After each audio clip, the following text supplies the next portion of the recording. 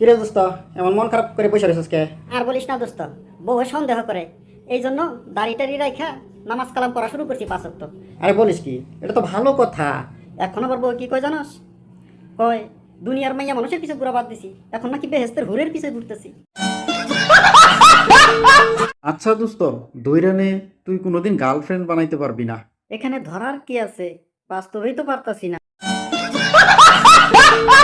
বন্ধুরা আসসালামু আলাইকুম, কেমন আছেন সবাই? আশা করতেছি সবাই অনেক ভালো আছেন। তো বন্ধুরা, এই দুনিয়াত কারে বিশ্বাস করব কোনো কিছু খুঁজা পাই না।